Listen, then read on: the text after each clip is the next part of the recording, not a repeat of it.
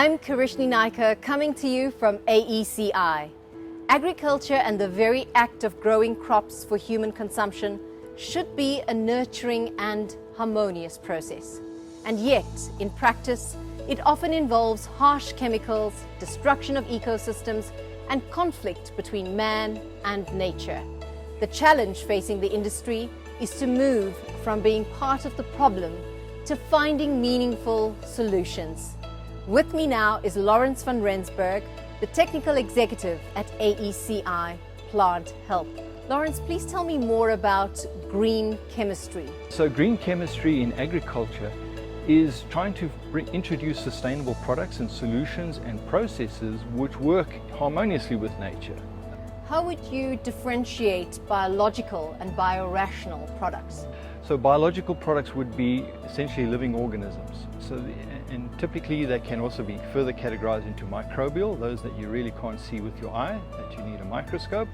And then you have the macrobials, which would be the larger insects that you could potentially see with your eyes. In the biorational, it's us as trying to reproduce the effects we see in the environment. So we could extract components out of crops, out of plants, that we see have beneficial effects, such as managing or killing pests.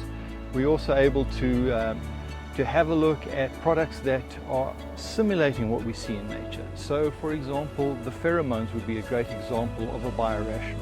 And essentially we copy those things and we try and disrupt that so that we can keep the population of those predatory or pest within reasonable limit. And we have to develop a holistic program around it. And in AECI Plant Health, we have a concept which we call the new way. And the new way is taking parts of the biological, it's taking parts of that regenerative we spoke about. It's also taking parts of the green chemistry and building that into a sustainable program for our growers. Lawrence, thank you so much. This green chemistry approach isn't just about swapping harsh chemicals for softer chemicals. The key to unlocking this is to address the underlying problems before they occur and being proactive rather than reactive. I'm Karishni Naikar, and that's one AECI for a better world.